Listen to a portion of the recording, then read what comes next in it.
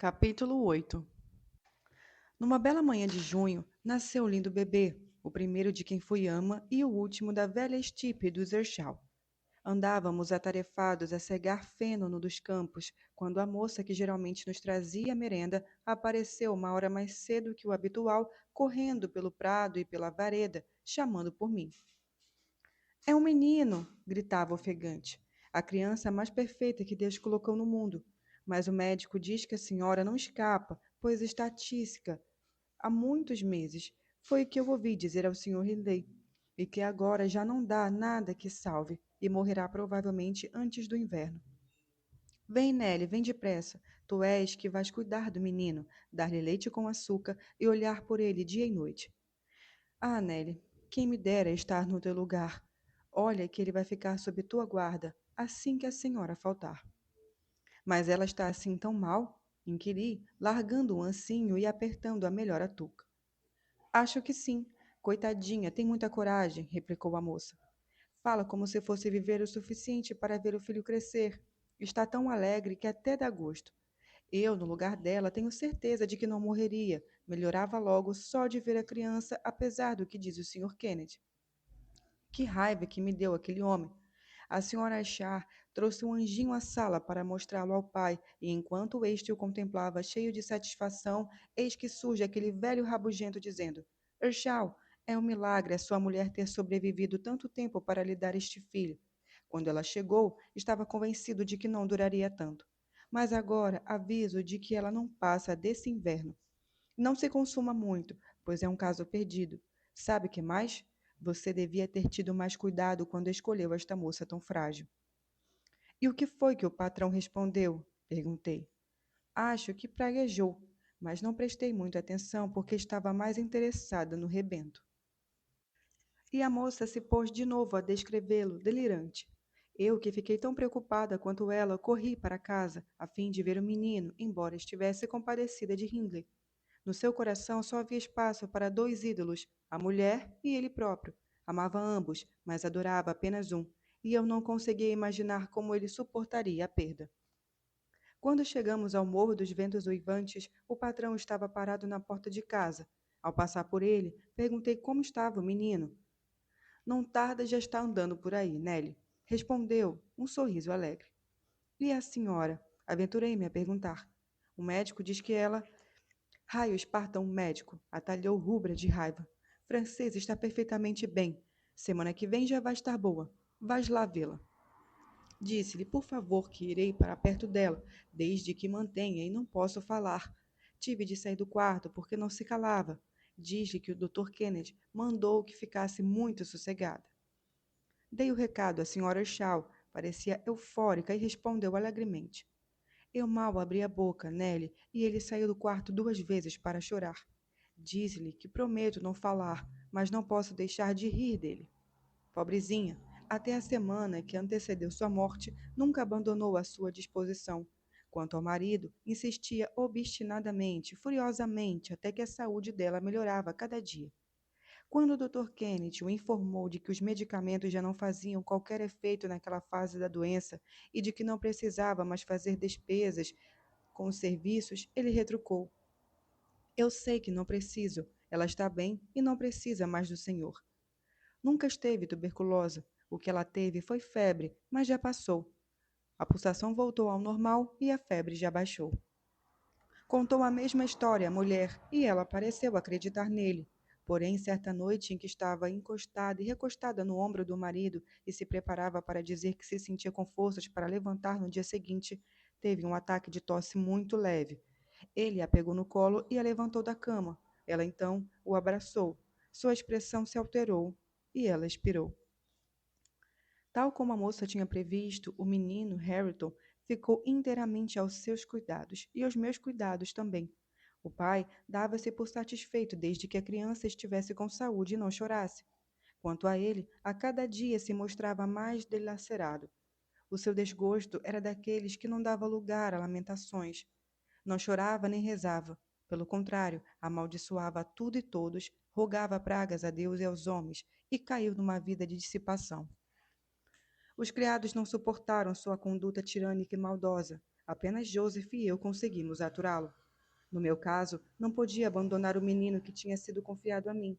Além disso, Hindley tinha sido meu irmão de leite, de modo que eu perdoava mais facilmente do que um estranho faria. Joseph ficou para atormentar os rendeiros e os trabalhadores, e também porque era sua vocação estar onde houvesse muita maldade para censurar. Os maus hábitos e as más companhias do patrão constituíram um péssimo exemplo para Heathcliff e Catharine, e sua conduta para com o rapaz era de fazer um tanto perder a paciência. Para dizer a verdade, durante algum tempo parecia que Heathcliff tinha sido possuído pelo demônio. Deleitava-se em contemplar a autodestruição de Hindley, rumo à suprema redenção. De fato, parecia que a sua crueldade e selvageria aumentavam a cada dia. Não há palavras que descrevam o verdadeiro inferno em que a casa se tornou. O vigário deixou de aparecer e, por último, nenhuma pessoa decente se atrevia a ter contato conosco, a menos que as visitas de Edgar e Lito, a senhora Kate, passaram a ser consideradas uma exceção. Aos 15 anos, ela já era a rainha da região.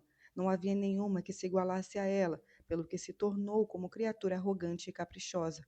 Confesso que, com o passar do tempo, até eu comecei a não gostar dela, a não raras vezes chamei sua atenção para a necessidade de dominar sua arrogância.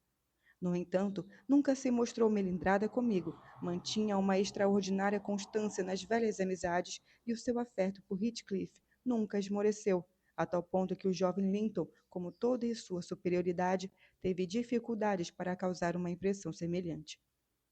Linton foi seu último patrão, aquele ao seu retrato sobre a lareira.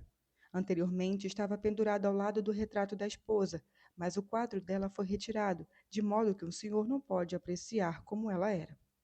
Consegue vê-lo daqui? A senhora Jean ergueu a vela e iluminou um rosto de feições suaves, extraordinariamente parecido com o da jovem que eu vira no Morro dos Ventos Uivantes, embora com uma expressão mais introspectiva e amável. Dava um lindo quadro. Os longos cabelos louros, encaracolados, caíam em cachos de cada lado da cabeça. Os olhos eram grandes e o olhar grave. De modo geral, tinha um aspecto frágil e gracioso. Não me surpreendia que Catarina Earnshaw tinha esquecido seu amigo de infância em prol de um rapaz como ele. Mas o que me intrigava era como alguém com um temperamento semelhante ao seu aspecto físico poderia corresponder de alguma forma a Catarina Earnshaw, da forma como eu imaginava. Um belo retrato, comentei. Está parecido com ele? Está, mas ele tinha melhor aspecto quando estava feliz. Este era o seu ar normal do dia a dia. Faltava-lhe alegria.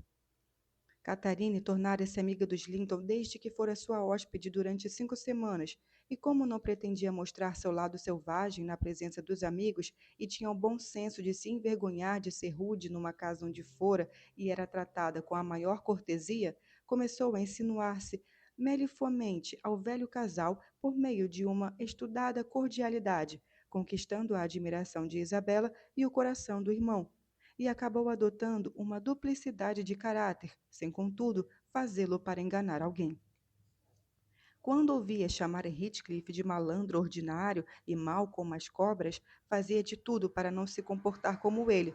Porém, em casa, mostrava pouca inclinação para a delicadeza, não fossem fazer troça dela, e evitava ser demasiado rebelde quando isso não lhe trazia vantagens. O senhor Edgar raramente tinha coragem de visitar abertamente o Morro dos Ventos Uivantes. Tinha pavor da reputação de Earnshaw e temia de medo. Sempre que pensava em encontrá-lo, apesar de receber da nossa parte as melhores provas de civilidade, até o próprio patrão, sabendo por que ele vinha, evitava ofendê-lo e, se não conseguia ser amável, então não aparecia. Penso que as visitas do rapaz eram sobretudo uma preocupação com Catarine. Não era hipócrita, nem dada a namoricos, e percebia-se que detestava juntar seus dois amigos. Quando Heathcliff demonstrava desprezo por Linton na frente dele, ela não ousava aderir, como fazia na sua ausência. E quando Linton expressava repulsa e antipatia por Heathcliff, ela não atrevia a mostrar indiferença, como se as críticas feitas ao amigo de infância não tivessem para ela qualquer importância. Muitas vezes ri de suas mágoas ocultas e de suas perplexidades, que ela a todo custo tentava ocultar de meu escárnio. Sei que pode parecer maldade da minha parte, mas ela era tão orgulhosa que era quase impossível ter pena de sua falta de jeito, até que caísse em si e aprendesse a ser mais humilde.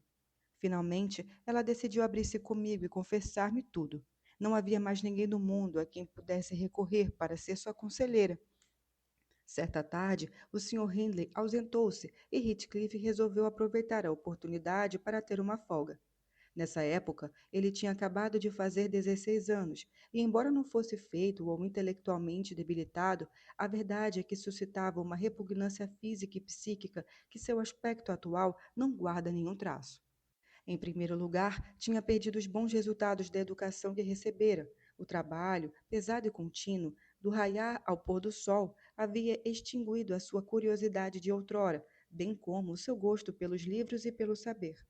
Esmorecido estava também aquele sentimento de superioridade nele estilado, desde criança, pelo manifesto favoritismo do velho Oxal.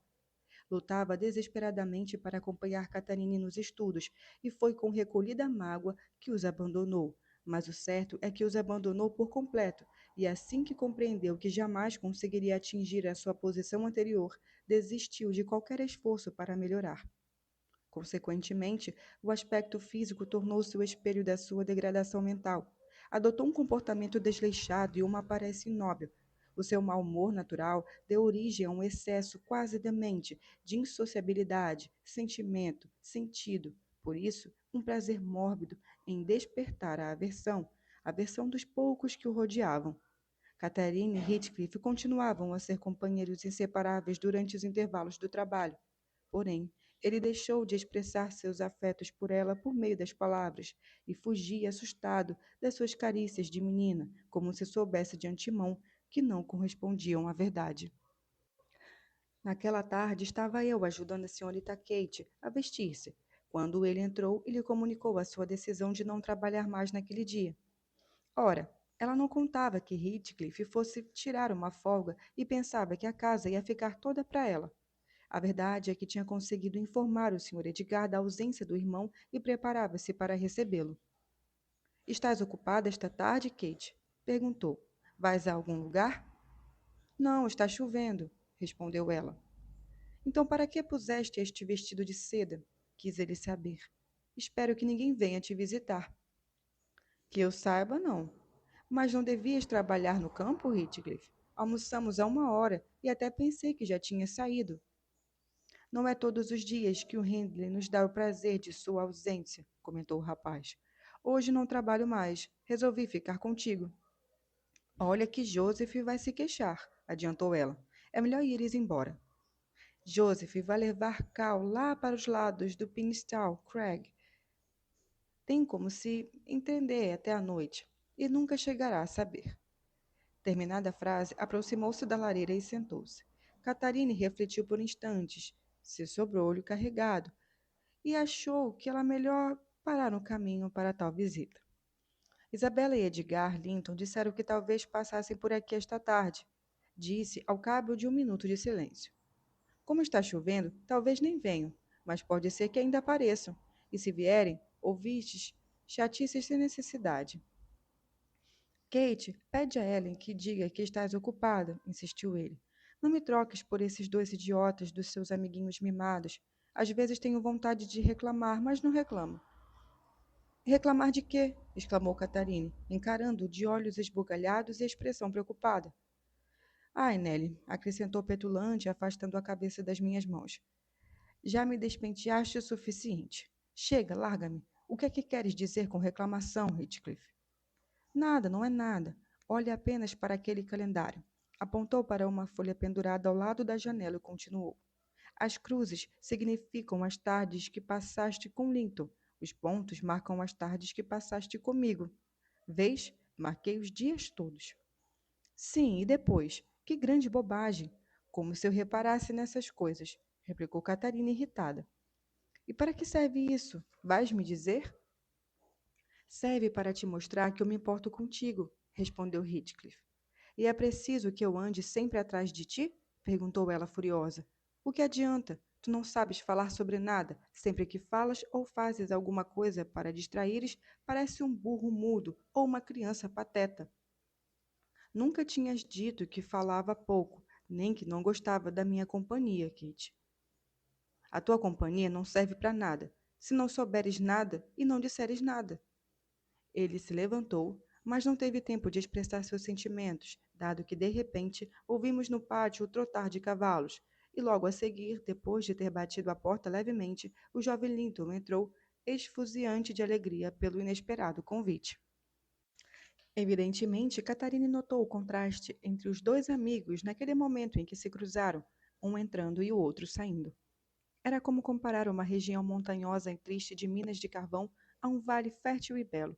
Por outro lado, o tom de voz e a saudação de Edgar eram totalmente opostos ao seu aspecto. Tinha uma maneira de falar suave e delicada e pronunciava as palavras como o Sr. Lockwood, isto é, com menos rudeza e mais brandura do que nós. Não vem cedo demais, vim? Perguntou olhando para mim.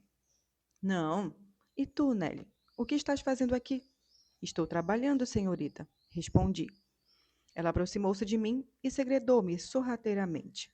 Desaparece daqui, tu e teus espanadores. Os criados não costumam limpar a casa na frente das visitas. Mas este é o melhor momento, sobretudo agora que o patrão está ausente, retorqui em voz alta. A senhorita sabe como ele detesta que eu faça a limpeza quando ele está aqui. Estou certa de que Master Edgar me perdoará. Eu também não gosto que faças a limpeza na minha frente, exclamou a menina com altivez, sem dar ao convidado tempo de responder. Sinto muito, senhorita Catarine, respondi e continuei aplicando-me aos meus afazeres. Suponho que Edgar não pudesse vê-la. Arrancou-me o pano da mão e deu-me um forte beliscão no braço. Como já lhe disse, não morria de amores por ela, e de vez em quando dava-me um certo prazer mortificar sua vaidade, ainda mais agora que me magoara tanto. Por isso, levantei-me e me dei um grito. Oh, senhora Kate, que maldade! A senhorita não tinha o direito de me dar um beliscão. Não admito. Eu nem te toquei, sua grande mentirosa, gritou ela, com as orelhas rubras de raiva, preparando-se para repetir a façanha. Explique-me então o que é isto. Ela bateu o pé, hesitou uns segundos e, impelida pelo mau gênio, deu-me uma bofetada com tanta força que senti lágrimas nos olhos.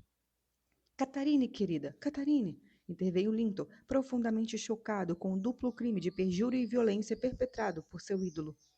Sai já da sala, Ellen, repetiu Catarine, tremendo completamente fora de si.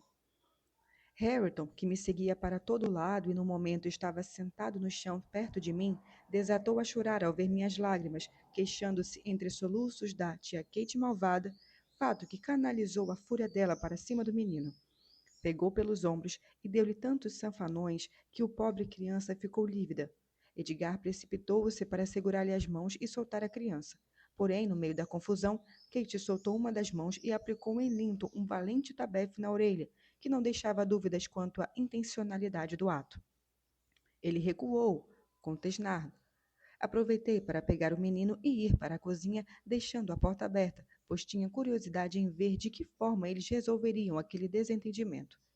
O visitante, ofendido, foi para o canto onde tinha pousado o chapéu pálido e com os lábios trêmulos. Bem feito, pensei eu. Vai embora, que é para aprenderes. Ainda bem que tive uma pequena mostra do seu verdadeiro caráter. Aonde vais? Perguntou Catarine, correndo para a porta. Ele desviou-se e tentou passar. Não vais, exclamou ela, autoritária. Tenho que ir, respondeu Edgar com a voz sufocada. Não, insistiu a moça, agarrando o fecho da porta. Não vais ainda, Edgar Linton. Sente-se. Não vais certamente me deixar neste estado. Eu teria uma noite terrível e não quero ficar assim por sua causa.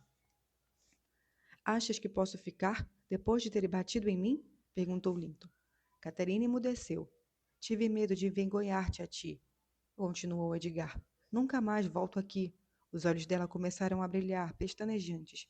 E ainda por cima, disseste deliberadamente uma mentira, acrescentou ele. Não disse, contrapôs ela, recuperando a fala. Não fiz nada de deliberalidade. Mas vai embora, se é o que queres. Desaparece. Vou chorar até adoecer. Ela então caiu de joelhos ao pé de uma cadeira e começou a chorar de maneira descontrolada. Decidido, Edgar saiu para o pátio, mas de repente estacou. Tentei incentivar a sua primeira decisão. A senhorita é muito caprichosa, Martin Linton, comentei. Má como qualquer criança mimada. Vai embora ou ela fará de propósito e ficará doente só para nos aborrecer. O frouxo pareceu hesitar e olhou para a janela. Tinha tanta vontade de ir embora como um gato tem de abandonar um rato ou um pássaro meio tortos. Ah, pensei. Não tem salvação possível. Está condenado. Escolheu seu próprio destino. E assim foi. Voltou para trás subitamente e entrou outra vez na sala, fechando a porta atrás de si. E quando entrei, instantes depois, para informá-los que Earnshaw tinha regressado caído de bêbado e pronto para destruir a casa, como sempre acontecia nessas ocasiões, verifiquei que a discussão tinha gerado uma maior intimidade entre eles. Derrubara as barreiras da timidez própria da adolescência e permitira-nos abandonassem o disfarce da amizade e declarassem agora namorados. A informação da chegada do Sr. Hindley fez Linton correr apressadamente para o cavalo e Catherine escapulir para o quarto. Tratei de esconder Harrington e descarregar a espingarda do patrão, porque um de seus passatempos favoritos era brincar com a arma quando estava embriagado, pondo em perigo a vida de quem o provocasse ou chamasse sua atenção. Por isso, tornei-a inofensiva, para que as consequências fossem mínimas, caso ele chegasse ao ponto de puxar o gatilho. Capítulo 9. O Sr. Hindley entrou vociferando, soltando as mais terríveis pragas, e apanhou-me quando escondia seu filho no armário da cozinha. Harrington tinha imenso pavor tanto dos brutais excessos de raiva e ternura do pai, quanto de seus coléricos ataques de loucura, pois, no primeiro caso, corria o risco de morrer sufocado por beijos e abraços, e no segundo, de ser atirado para a laceira ou esmagado de encontro à parede. Assim sendo, o pobrezinho ficava muito quieto onde quer que eu o metesse. Ah, finalmente descobri tudo, berrou Hindley, agarrando-me pelo pescoço como se eu fosse um cão e puxando-me para trás. Por Deus e pelo diabo, vocês juraram todos matar aquela criança. Agora entendo por que razão ele está sempre fora do meu alcance. Mas, com a ajuda de Satanás, hei de fazer-te engolir a faca da cozinha, Nelly. E olha que não é o caso para rir. Ainda agora, joguei o Kenneth de cabeça para baixo no pântano do Black Horse, e quem mata um, mata dois. Hei de dar cabo de algum de vocês e não descanso enquanto não o fizer. Mas com a faca da cozinha não, Sr. Hindley. Preparei alguns arenques com ela. Mate-me então com um tiro. Estarias bem para ir para o inferno, bradou. E é para onde vais mesmo. Não há lei na Inglaterra que possa impedir um homem de manter a decência em sua casa, e a minha está um descalabro. Toca abrir a boca. Empanhou a faca e colocou a ponta entre meus dentes. Eu, porém, não me deixei intimidar com as suas palavras e bravatas. Cuspi e disse que a faca tinha um gosto muito ruim e que não a engoliria de maneira nenhuma. Ah! Exclamou, soltando-me por fim. Vejo que aquele patife não é Hareton. Desculpe, Nelly, se for, merece ser esfolado vivo por não ter vindo cumprimentar-me e por ter gritado como se fosse o diabo. Vem cá, bicho desnaturado. Vou te ensinar a domar um pai desiludido da vida, mas de coração mole. Ora, diz lá, Nelly, não achas que o menino ficaria melhor com as orelhas cortadas? Os cães ficam mais bravos e eu gosto de coisas bravas. Dá cá a tesoura. Vou deixá-lo bravo e bem aparado. Além do mais, isso de termos tanto orgulho das nossas orelhas não passa de vaidade, de um sentimento diabólico. Já somos uns bons burros mesmo sem elas. Fique atento, menino. Fique quieto. Ora, aqui está o meu menino. Vá, enxuga as lágrimas. Isso mesmo, lindo menino. Dá cá um beijo. O quê? Ele não quer? Dá-me um beijo, Harrington. Raios te partam. Dá-me já um beijo. Meu Deus, e eu ter te criado um monstro destes. Ainda dou cabo deste malvado. Tão certo como eu estar aqui. O pobre Harrington guinchava e esperneava nos braços do pai com toda a força que tinha, e seus gritos redobravam de intensidade quando o pai o levou para o alto da escada e o ergueu por cima do corrimão. Gritei-lhe que o menino até podia ter um ataque e corri para a escada acima para salvá-lo. Quando cheguei perto deles, um ruído vindo de baixo fez Linda debruçar-se sem se lembrar de que tinha nas mãos. Quem vem lá? Perguntou ao ouvir alguém ao fundo das escadas. Debrucei-me também com o intuito de fazer sinal a Heathcliff para que não avançasse mais. Nisso, porém, no preciso instante em que desviei os olhos, Harrington deu um pinote e, libertando-se da mão que o segurava sem firmeza, precipitou-se. Mal tivemos tempo de sentir o arrepio do terror percorrer-nos a espinha, pois vimos logo que o maroto estava são e salvo. Heathcliff chegara no momento exato e, num reflexo rápido, aparara-lhe a queda. Em seguida pousara ao chão e olhava agora para cima para ver quem teria sido o autor da brincadeira. Um avarento que tivesse se desfeito de um bilhete premiado por 5 shillings e descobrisse no dia seguinte que tinha perdido 5.000 libras com o negócio, não daria mostras de maior estupefação do que a patenteada por ele ao olhar para cima e ver-se cara a cara com o Sr. Earnshaw. O seu rosto expressava, melhor do que quaisquer palavras, o desespero profundo de ter sido ele próprio um instrumento que neutralizara sua própria vingança. Se já estivesse escuro, não duvido que tivesse tentado remediar o erro esmagando a cabeça de Hareton contra os degraus. Mas tinham-no visto salvá-lo, e além disso, eu já me encontrava lá embaixo com o meu menino bem apertado contra o peito. Hindley desceu a seguir, mais devagar, já refeito e envergonhado. A culpa é toda sua, Ellen, exclamou. Devias tê-lo mantido longe de mim. Devias tê-lo arrancado das minhas mãos. Ele está ferido? Ferido? Gritou eu furiosa. Se não morreu, fica pateta com certeza. Por que não se levanta a mãe dele e se sepulta e vem ver como o Senhor o trata? O Senhor é pior que os bárbaros. Tratar a carne da sua carne desta maneira. O pai estendeu a mão para a criança, que ao ver-nos nos meus braços, parara imediatamente de chorar.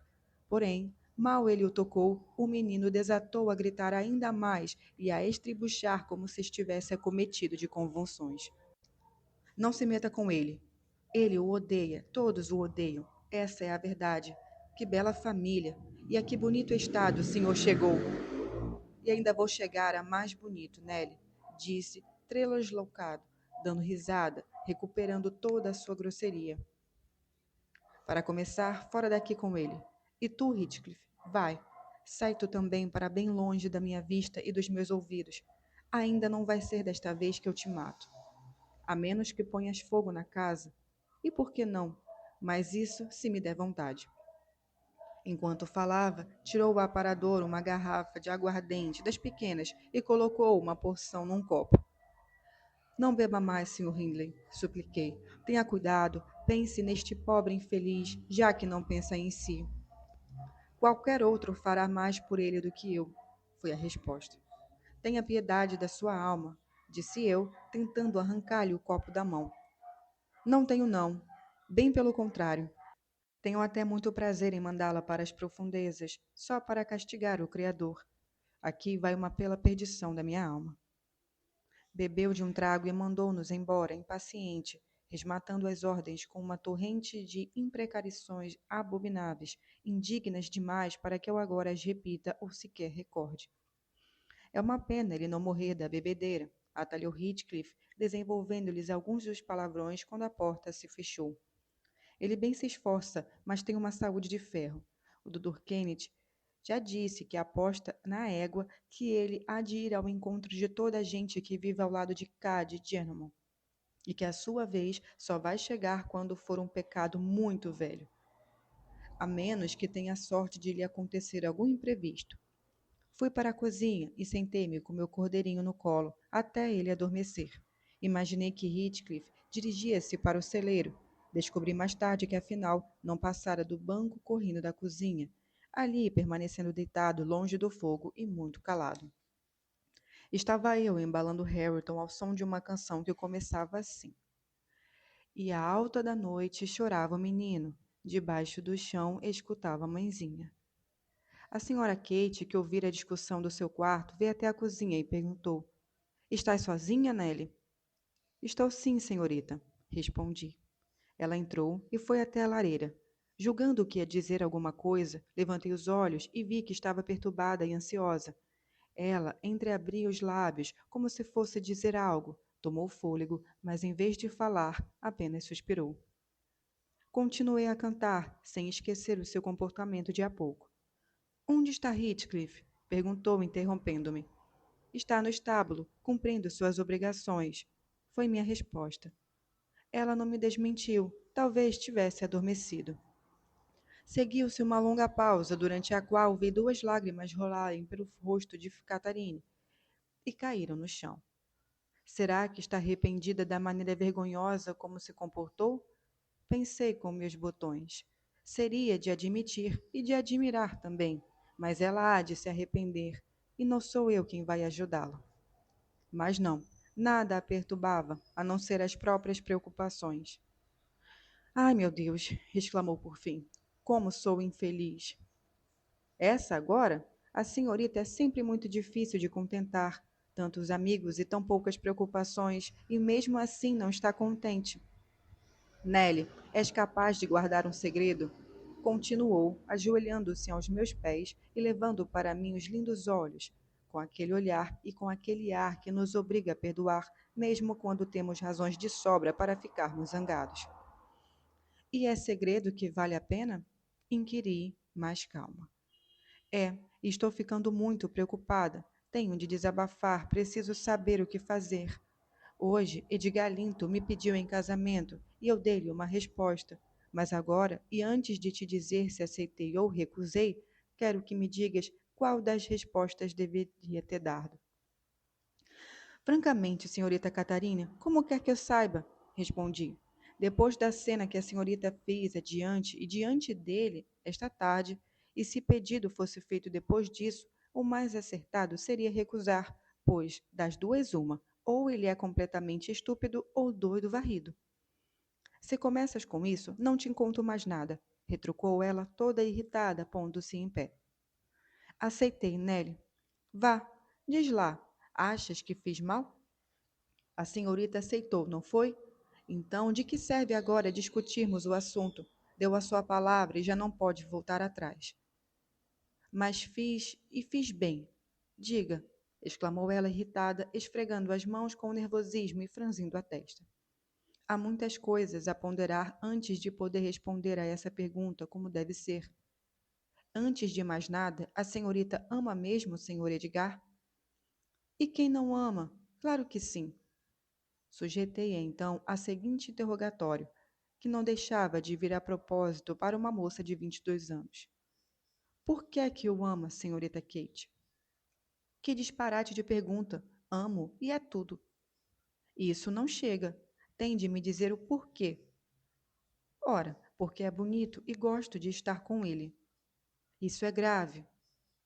E por que é jovem e alegre? Continua a ser grave.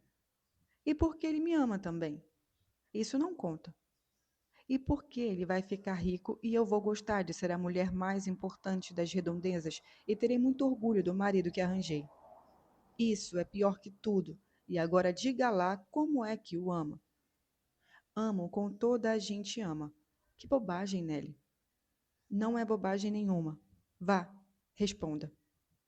Amo o chão que ele pisa e o ar que ele respira e tudo o que ele toca e as palavras que ele diz. Amo o seu aspecto e os seus atos. Amo por inteiro, integralmente. Estás satisfeita? E por quê? Ora, está brincando comigo. Isso é maldade. Mas para mim isto não é brincadeira nenhuma, protestou a jovem zangada, virando a cabeça e passando o olhar para o fogo. Não estou brincando, senhorita Catarina. A senhorita ama o senhor Edgar porque ele é bonito, alegre, jovem e rico, e porque ele a ama também. No entanto, a última razão não vale nada. A senhorita provavelmente iria amá-lo mesmo sem isso, e não seria só por isso que o amaria se ele não possuísse também as outras quatro qualidades. Não, claro que não. Nesse caso, só teria pena dele, ou até talvez o odiasse, se ele fosse feio e bobalhão. Mas no fundo, há outros homens ricos e bonitos, e até mais ricos e mais bonitos do que ele. Por que não ama esses então? Esses, se existem, não estão ao meu alcance. Como Edgar, nunca encontrei ninguém. Mas ainda pode encontrar, e ele não vai ser bonito toda a vida, nem jovem, e até talvez nem rico. Mas é agora, e só o presente me interessa. Vê lá se dizes coisas com coisa. Bom, isso resolve a questão. Se só lhe interessa o presente, case com o Sr. Linton. E não preciso da tua permissão. Vou me casar com ele, sim. Afinal, acabaste. E acabaste não me dizendo se faço bem. Faz muito bem. Se for bom as pessoas casarem pensando apenas no presente. E agora, vamos lá saber por que se sente infeliz. O seu irmão vai aprovar, os pais dele não vão lamentar nem colocar objeções. Acho eu, né? Vai trocar uma casa desorganizada e sem conforto por uma casa rica e respeitável. Além disso, ama Edgar e Edgar a ama. Parece correr tudo bem. Onde está então o problema? Aqui e aqui, respondeu Catarine, batendo com uma mão na testa e a outra no peito. Nos lugares onde vive a alma. Sinto na alma e no coração que faço mal. Isso é muito estranho. Não compreendo. É esse o meu segredo. Se não rires de mim, eu te conto. Não sou capaz de me explicar muito bem, mas vou dar uma ideia do que sinto. Voltou a sentar-se ao meu lado. A sua expressão tornou-se mais triste e mais grave, e vi as mãos entrelaçadas tremerem. Nelly, nunca tem sonhos esquisitos? Disparou ela subitamente, depois de refletir duramente alguns minutos. De vez em quando, respondi. Eu também. Já tive sonhos que nunca mais me abandonaram e que mudaram as minhas ideias. Espalharam-se dentro de mim como o vinho se espalha na água e alteraram a cor dos meus pensamentos. E este é um deles. Vou contar-te, mas procura não rires em nenhum momento. Por favor, não conte, Sra. Catarine. Já temos tristezas que cheguem, sem ser preciso conjugar espíritos e visões para nos assombrarem. Vá, vá e seja alegre e natural. Veja Harrington, ele não sonha com coisas estranhas. Veja com que doçura sorri enquanto dorme. Sim, e com que doçura o pai amaldiçoa a solidão em que vive. Deves lembrar dele quando era assim, do tamanho deste pequeno, tão pequenininho e inocente como ele. No entanto, Nelly, vais ter de me ouvir. Não demora muito. Esta noite não consigo estar alegre. Não quero ouvir, não quero. Repeti precipitadamente. Eu era muito supersticiosa quanto a sonhos, e ainda sou, e Catarine tinha um brilho especial no olhar, algo que me fazia recear que eu pudesse extrair de suas palavras alguma profecia e prever algum terrível catástrofe. Mostrou-se ofendida, mas não continuou. Daí a pouco, fingindo abordar outro assunto, voltou ao mesmo. Se eu estivesse no céu, Nelly, senti-me-ia muito feliz. Porque lá não é o seu lugar, retorqui. Todos os pecadores se sentiriam infelizes no céu. Não é por isso, é que sonhei que estava lá. Já lhe disse que não quero saber dos seus sonhos, senhorita Catarine. Vou me deitar. Ela riu e me agarrou quando fiz menção de me levantar da cadeira. Não é nada disso.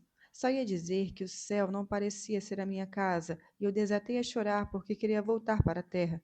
E os anjos ficaram tão zangados que me expulsaram e me lançaram no meio de charneca. E eu fui cair no topo do Morro dos Ventos Uivantes e depois acordei chorando de alegria. Esse sonho explica o meu segredo tão bem como o outro. Sou tão feita para ir para o céu como para me casar com Edgar Linton. E se esse momento e esse monstro que está lá dentro não tivesse feito Heathcliff descer tão baixo, eu nem teria pensado nisto. Seria degradante para mim me casar agora com Heathcliff. Por isso, ele nunca saberá como eu o amo. E não é por ele. E não é por ele não ser bonito ou não ter dinheiro, Nelly, mas por ser mais parecido comigo do que eu própria. Seja qual for a matéria de que as nossas almas são feitas, a minha e a dele são iguais, e a de Linton é tão diferente delas como um raio de lua, de um relâmpago ou a geada do fogo. Antes de ela terminar de falar, percebi a presença de Heathcliff. Pressentindo um ligeiro movimento, olhei para trás e ouvi levantar-se do banco e esgueirar-se sorrateiro. Estivera a escutar toda a nossa conversa até o momento em que Catarine disse que seria degradante para ela casar-se com ele, e depois não quisera ouvir mais nada. No lugar onde se encontrava, sentada no chão e com o espaldar do banco no meio, Catarine não deu nem pela presença de Heathcliff, nem pela sua partida. Mas eu estremeci e fiz-lhe sinal para que se calasse. Por quê? Perguntou ela, olhando nervosamente para todos os lados. Joseph vem aí, expliquei, ouvindo o ruído oportuno da carroça pela estrada. E Heathcliff deve estar com ele. Até é capaz de já estarem na porta. Ora, ele de lá não pode ouvir nada, disse ela. Dá aqui Hareton e vai tratar da ceia. Quando estiver pronta, convida-me para cear contigo. Quero enganar a minha consciência desassossegada e convencer-me de que Heathcliff não entende nada dessas coisas. Ele não entende, não é? Não sabe o que é estar apaixonado, sabe? Não sei porque não há de saber, e nem tão bem como a senhorita. E se a senhorita é a sua eleita, ele será o mais infeliz do mundo. Assim que a senhorita se tornar a senhorita Linton, ele vai perder a amiga, ele vai perder a amada, tudo.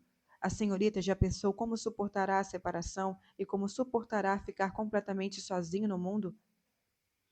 Ele completamente sozinho, nós dois separados? Exclamou ela indignada. E quem vai nos separar? Não me dirás? Quem tentar terá o destino de Milo. Não enquanto eu for viva, Ellen, nenhum mortal vai conseguir isso. Mais depressa sumiram da face da terra todos os Lintons do que eu permitiria separar-me de Heathcliff. Não era essa a minha intenção, não era isso que eu queria dizer. Nunca seria a senhora Linton por tal preço. Ele continuará a ser para mim o que tem sido a vida toda, e Edgar terá de pôr de lado a antipatia que sente por ele e, pelo menos, tolerá-lo. E assim será quando conhecer os meus sentimentos por Heathcliff. Nelly, sei que vais me achar uma tremenda egoísta, mas nunca pensaste que, se eu me casasse com Heathcliff, acabaríamos os dois pedindo esmola? Ao passo que, se me casar com Linton, posso ajudar Heathcliff a erguer a cabeça e a sair do jugo do meu irmão? Com o dinheiro do seu irmão, senhorita Catarine? Perguntei. Verá que ele não é tão fácil de convencer como pensa. Além disso, e sem querer me arvorar em juiz, parece-me que essa é de todas a pior razão para se tornar esposa do jovem Linton. Não é não. É o ao contrário. É a melhor de todas. As outras eram só para satisfazer os meus caprichos e também aos de Edgar, para ele ficar contente. E esta é por uma pessoa que congrega em si tanto os seus sentimentos, tanto os meus sentimentos por Edgar, como que nutro por mim mesma.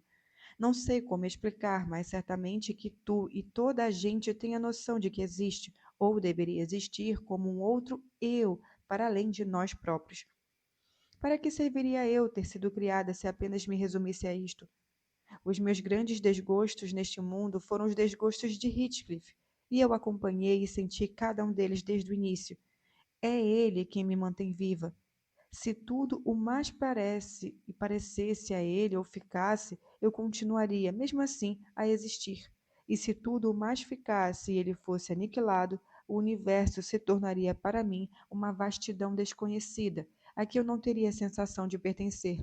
O meu amor por Linton é como a folhagem dos bosques, vai se transformar com o tempo. Vai disso como as árvores se transformam com o inverno. Mas o meu amor por Heathcliff é como as penedias que nos sustentam. Podem não ser um deleite para os olhos, mas são imprescindíveis. Nelly, eu sou Heathcliff. Ele está sempre, sempre no meu pensamento. Não por prazer, tal como eu não sou um prazer para mim própria, mas como parte de mim mesma, como eu própria. Portanto, não voltes a falar na nossa separação, pois é algo impraticável. Ela deteve-se, escondendo o rosto nas pregas da minha saia, mas eu a empurrei. Tanta loucura fizera-me perder a paciência. Se eu for capaz de dar senso a tanto contrassenso, disse eu, só servirá para me convencer ainda mais da sua ignorância dos deveres que assumirá com o casamento. Ou seja, que a senhorita é uma pessoa sem coração e sem princípios. Não me importune mais com os seus segredos, pois não prometo guardá-los. E este guardas? Perguntou ela, ansiosa. Não, não prometo nada. Ela ia voltar a insistir, mas a entrada de Joseph pôs fim à nossa conversa. Catarine puxou a cadeira para um canto e pegou Harriton enquanto eu preparava a ceia. Quando a ceia ficou pronta, gerou-se uma altercação entre mim e meu colega sobre quem levaria a comida ao Sr. Hindley, e quando chegamos a um acordo, a ceia já estava quase fria. Resolvemos então que o melhor era esperar que ele pedisse, quando estivesse com vontade, pois tínhamos muito medo de perturbar a sua solidão. Como é que esse mequetrefe ainda não voltou do campo numa hora destas? Que estará lhe fazendo, esse sem vergonha? Perguntou o velho, pondo-se à procura de Heathcliff. Vou chamá-lo, disse eu. Tenho certeza de que está no celeiro. Fui até lá, chamei-o, mas não obtive resposta. Quando voltei, disse baixinho a Catarina que ele certamente devia ter ouvido uma boa parte do que ela dissera e contei-lhe como via esgueirar-se da cozinha e precisamente no momento em que ela se queixava da conduta do irmão para com ele. Catarina deu um salto, muito nervosa, largou Harrington em cima do banco e foi correndo à procura do amigo, sem parar para pensar por que estaria assim tão agitada ou de que maneira nossa conversa o poderia ter afetado. Ela demorou tanto para voltar que Joseph propôs que não esperássemos mais. Matreiro como era, achava que eles tardavam em aparecer para escapar às suas intermináveis rezas. Tinha ruindade de sobra para isso e muito mais, disse ele. E essa noite acrescentou em sua intenção uma oração especial ao já habitual quarto de hora de súplicas antes do repasto, e teria acrescentado outra no fim da ação de graças se a nossa jovem patroa não estivesse entrado na cozinha de rompante, ordenando-lhe que se fizesse a estrada sem demora e fosse buscar Heathcliff onde quer que ele estivesse e o trouxesse imediatamente de volta. Quero falar com ele, e tem de ser antes de eu entrar para o meu quarto. A cancela está aberta. Ele deve estar andando por aí e não me ouviu chamar, pois não respondeu, apesar de eu ter gritado com toda a força de cima do curral. A princípio, Joseph fez rogado. Ela, porém, estava empenhada demais no assunto para aceitar uma recusa, e ele acabou pondo o chapéu na cabeça e saiu a resmungar. Catarina, entretanto, pôs-se a andar de um lado para o outro e a dizer: Onde será que ele se meteu? Onde poderá estar? O que foi que eu disse, Nelly? Já não me lembro. Terá ficado aborrecido com o meu mau humor nesta tarde? Meu Deus, Nelly, diz-me o que foi que eu disse que possa tê-lo ofendido. Queria tanto que ele voltasse. Queria tanto. Tanto barulho por nada. Embora também, eu falei, né? Mas eu falei com bastante contrafeita. A senhorita assusta-se bem pouco. Não é razão para alarme. Se Heathcliff resolveu dar uma volta para a charneca, ao luar, ou se foi ao deitar anuado no celeiro e não foi responder. Acho que foi lá que ele se escondeu. Vai ver como eu vou encontrá-lo. Saí para continuar a busca. O resultado foi desanimador. As buscas de Joseph acabaram na mesma maneira. O velhaco foi de mal a pior. Observou o velho criado quando voltou. Deixou a cancela aberta e o cavalo da senhorita esmagou 2 canteiros de trigo a caminho do pasto. Amanhã vai ser bem e bom e bonito quando o patrão souber. É bem feito. Muita paciência tem ele tido para aturar essas doidivanas que você faz e que não valem de nada. Tem sido a paciência em pessoa. Mas isso não vai durar para sempre. Vocês vão ver. Não façam perder a cabeça. Encontraste Heathcliff, seu idiota? Interrompeu Catarina. Foste procurá-lo como eu te mandei? Mais valeria ir à procura do cavalo, respingou o velho. Teria feito mais sentido. Mas cavalo ou homem é tudo mesmo. Está uma noite de breu. Não dá para procurar nada. E Heathcliff não é menino para responder ao meu assobio. Talvez seja menos duro de ouvido com a senhorita. Estava escuro demais para uma noite de verão. As nuvens ameaçavam trovoada e eu sugeri que ficássemos em casa. A chuva que se avizinhava ia de certo trazê-lo de volta sem mais complicações. Catarina, no entanto, não se deixava tranquilizar facilmente. Continuava a andar de um lado para o outro, da porta para a cancela e da cancela para a porta, num estado de agitação que não lhe dava descanso. Daí a pouco foi postar-se encostada no muro, à beira da estrada, de onde não arredou o pé, apesar das minhas advertências, do rugir cada vez mais alto dos trovões e dos pingos grossos que começavam a cair. Chamava-o de tempos em tempos, ficava à escuta, então desatava a chorar. Chorava intensamente, mais do que Harriet ou qualquer outra criança em seus piores dias. Era quase meia-noite e ainda estávamos acordados quando a tempestade abateu-se com inusitada força sobre o morro. As rajadas de vento eram violentas, tal como os trovões, e não sei qual deles chegou a rachar uma árvore de alto a baixo num dos cantos da casa. Um ramo de grande envergadura foi parar em cima do telhado e derrubou uma parte da chaminé do lado oriental, atirando uma chuva de pedras e fuligem para a lareira. Pensamos que tinha caído um raio no meio da sala, e Joseph caiu de joelhos, implorando ao Senhor que se lembrasse dos patriarcas, Noé e Lote, e que, como fizeram anteriormente, poupassem os justos, embora punisse os ímpios. Eu tinha a sensação de que aquilo era a ira divina a abater-se sobre nós. A meu ver, Jonas era o Sr. Earnshaw, e fui correndo bater à porta do seu quarto para me certificar de que ainda estava vivo. Ele respondeu-me de forma bem audível e com tais modos que levou meu colega a bradar mais espalhafatosamente do que antes, e do que havia uma grande diferença entre os santos como ele e os pecadores como o patrão. Mas a trovoada não durou mais de 10 minutos e desapareceu sem deixar vestígios, exceto em Catarine, que ficou encharcada até os ossos, com sua obstinação de não se abrigar e ficar lá fora sem o chalé e a touca, apanhando chuva na cabeça. Ela entrou e desabou no banco, completamente ensopada, e encostou o rosto no respaldar, escondendo-se contra as mãos. Então, senhorita, exclamei tocando-lhe o ombro, não pretende morrer já, não é? Sabe que horas são? 00:30. Vamos, venha deitar-se. Não vale a pena esperar mais por aquele rapaz tolo. Deve ter ido ao Gilmanton ou foi passar a noite lá. Achou que não íamos esperá-lo até tão tarde. Julgou que apenas o Sr. Hindley ficaria acordado e preferiu que não fosse ele quem lhe abriria a porta. Não, não, em Gimmerton ele não está, assegurou Joseph. E não me espantava nada se ele estivesse no fundo de um pântano. Essa punição não veio sem motivo, e eu, se fosse a senhora, tomava cuidado. A próxima pode ser para si. Deus seja louvado. Tudo o que o senhor faz é para o bem dos escolhidos e castigo dos danados. Não é o que diziam as Escrituras? E dizendo isso, pôs-se a recitar várias passagens, indicando os livros e os versículos onde podíamos encontrá-los. Depois de eu ter perdido e pedido que em vão aquela teimosa que se levantasse do banco e tirasse as roupas molhadas, deixei-os ali. Ele a preparar e a pregar, e ela a tiritar, e tratei de ir me deitar com Harriton, que tinha adormecido tão depressa como se em volta dele todos já estivessem dormido. Durante algum tempo ainda ouvi Joseph entretido com a sua lenga-lenga. Depois ouvi que subia a escada com seus passos arrastados e finalmente adormeci. Quando desci na manhã seguinte, um pouco mais tarde do que o habitual, vi, iluminada pelos raios do sol que entravam pelas frestas das persianas, a silhueta da senhorita Catarina.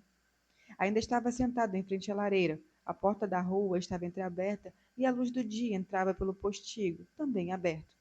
Hindley, que acabara de se levantar, estava em pé junto à lareira, lívido e sonado. Que tens, Kate? Perguntava-lhe ele quando entrei. Estás mais desacordada e escorraçada do que um gato afogado. Por que está pálida e molhada desse jeito, moça? Molhei-me inteira, respondeu ela a contragosto, e estou com frio. É tudo. É teimosa mesmo, exclamei ao perceber que o patrão estava razoavelmente sombrio. Apanhou aquela tempestade de ontem e depois ficou aí a noite toda e não houve quem a tirasse daí. O Sr. Earnshaw olhava para nós boquiaberto. A noite toda?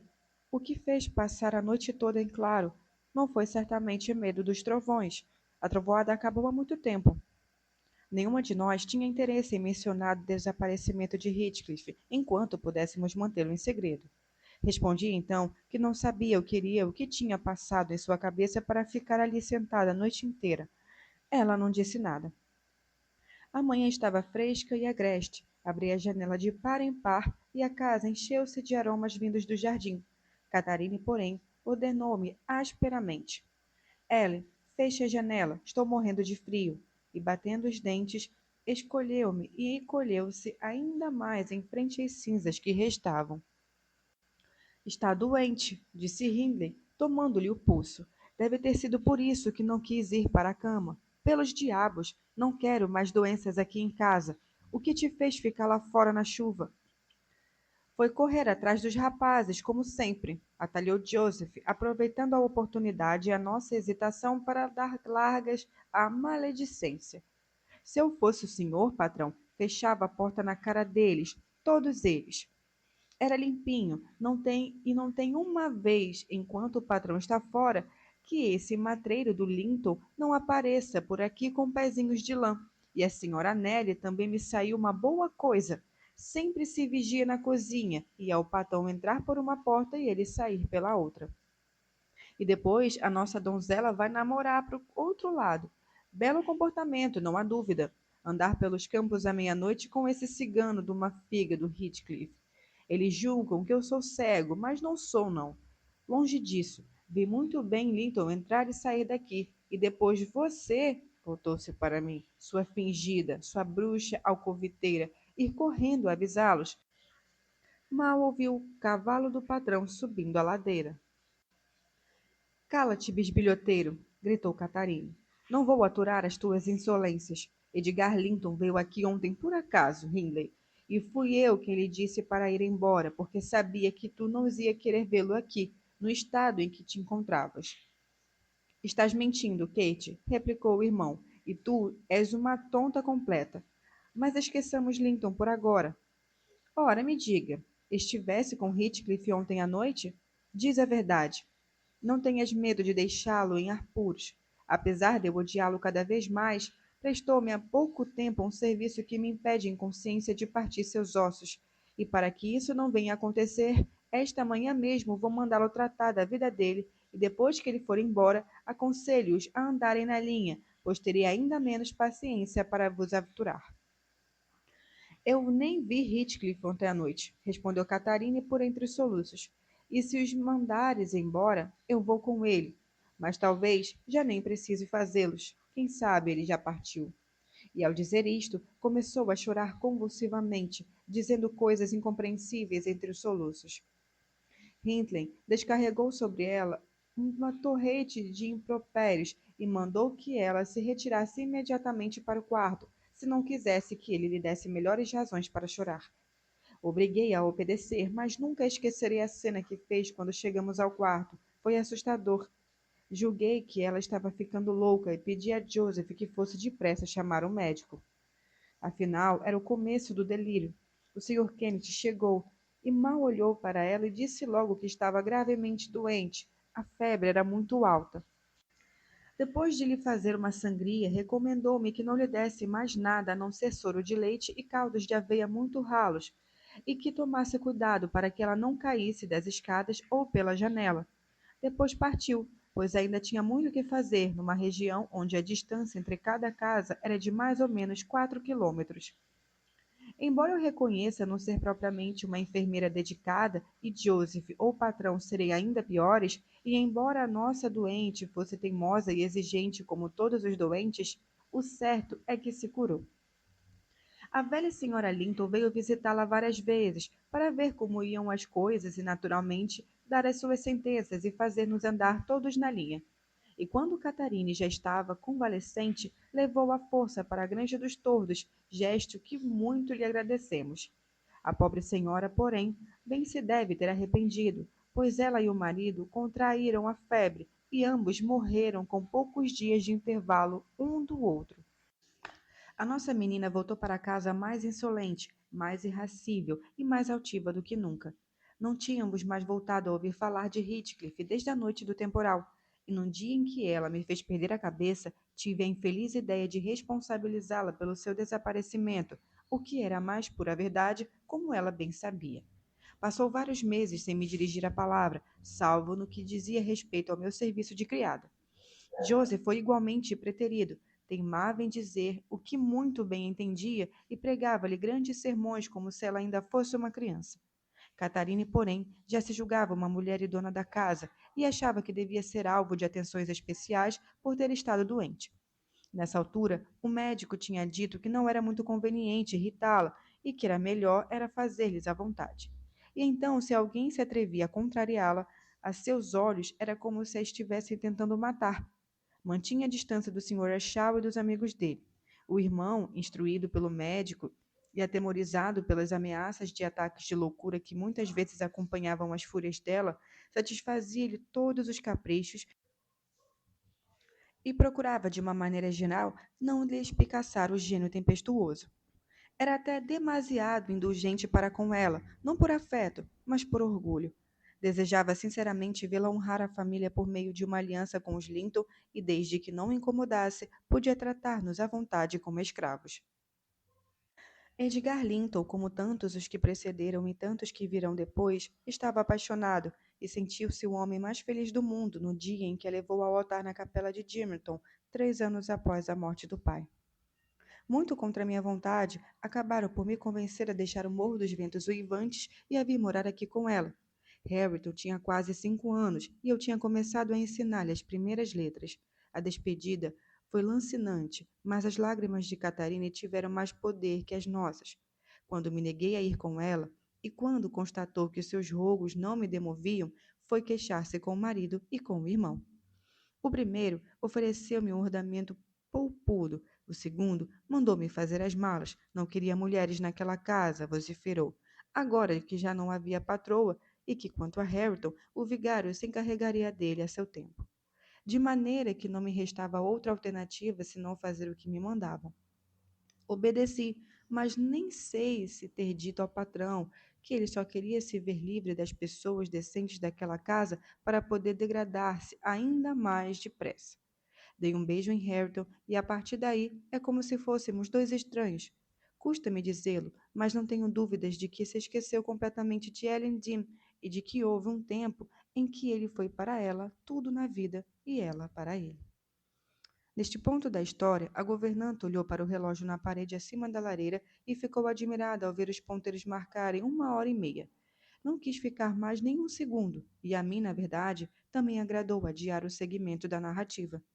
Depois que ela se recolheu, eu fiquei ainda a cogitar durante 1 ou 2 horas. Tenho de arranjar coragem para ir também me deitar, apesar do torpor que toma conta do meu corpo inteiro.